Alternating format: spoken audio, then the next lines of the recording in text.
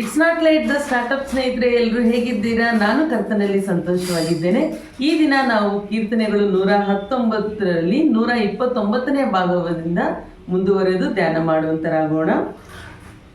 ನಿನ್ನ ಕಟ್ಟಳೆಗಳು ಮಹತ್ವವುಳ್ಳವುಗಳೇ, ಪೂರ್ಣ ಹೃದಯದಿಂದ ಅವುಗಳನ್ನು ಕೈಕೊಳ್ಳುತ್ತೇನೆ. ನಿನ್ನ ವಾಕ್ಯ ವಿವರಣೆಯಿಂದ ಯುಕ್ತಿಹೀನರಿಗೆ ಜ್ಞಾನೋದಯವಾಗುವುದು.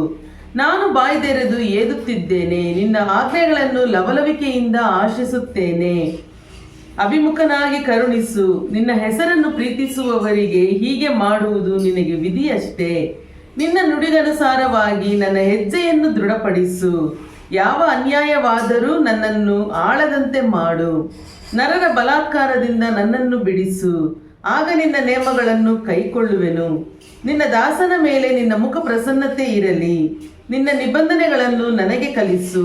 ನಿನ್ನ ಧರ್ಮಶಾಸ್ತ್ರವನ್ನು ಅನುಸರಿಸದವರ ನಿಮಿತ್ತ ನನಗೆ ಕಣ್ಣೀರು ಪ್ರವಾಹವಾಗಿ ಹರಿಯುತ್ತದೆ.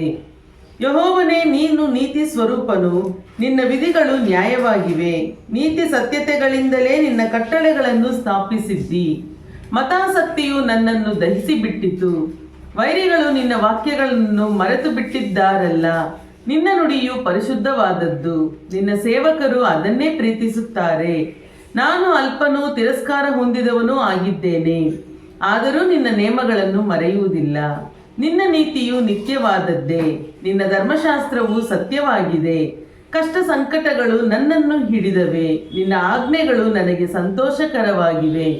ನಿನ್ನ ಕಟ್ಟಳೆಗಳು ಸದಾಕಾಲವೂ ನೀತಿಯುಳ್ಳವುಗಳು. ನನಗೆ ವಿವೇಕವನ್ನು ದಯಪಾಲಿಸು, ಆಗ ಬದುಕುವೆನು.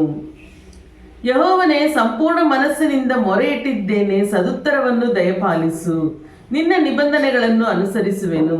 ನಿನಗೇ ಮೊರೆ ಇಟ್ಟಿದ್ದೇನೆ, ರಕ್ಷಿಸು. ನಿನ್ನ ಕಟ್ಟಳೆಗಳನ್ನು ಕೈಕೊಳ್ಳುವೆನು. ಅರುಣೋದಯದಲ್ಲಿ ಎದ್ದು ಮೊರೆ ಇಟ್ಟೆನು, ನಿನ್ನ ವಾಕ್ಯವನ್ನು ನಿರೀಕ್ಷಿಸಿಕೊಂಡಿದ್ದೇನೆ. ഇരുಳಿನ ಒಂದೊಂದು ಜಾವವನ್ನು ಮುಂಗೊಂಡು ನಿನ್ನ ನುಡಿಯನ್ನು ಧ್ಯಾನಿಸುತ್ತೇನೆ. ಯೆಹೋವನೇ, ನಿನ್ನ ಕೃಪೆಗೆ ತಕ್ಕಂತೆ ನನ್ನ ಮೊರೆಯನ್ನು ಕೇಳು.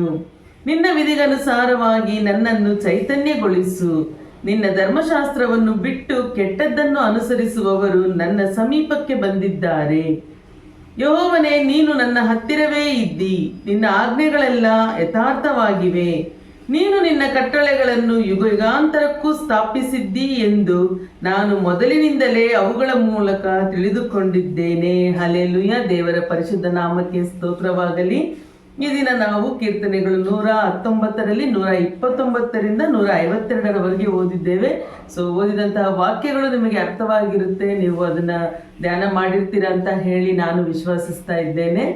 ನೀವೇನಾದರೂ ನಮ್ಮ ಚಾನೆಲ್ನ ಮೊಟ್ಟ ಮೊದಲ ಬಾರಿಗೆ ನೋಡ್ತಾ ಇರೋದಾದರೆ, ದೇವರ ವಾಕ್ಯವನ್ನು ಪ್ರತಿದಿನ ನೀವು ಕೇಳಬೇಕು ಅಂತ ಆಸಕ್ತಿ ಇದ್ದರೆ ದಯವಿಟ್ಟು ಚಾನೆಲ್ನ ಸಬ್ಸ್ಕ್ರೈಬ್ ಮಾಡ್ಕೊಳ್ಳಿ.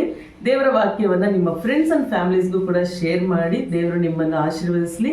Thanks for watching. God bless you. Have a good day.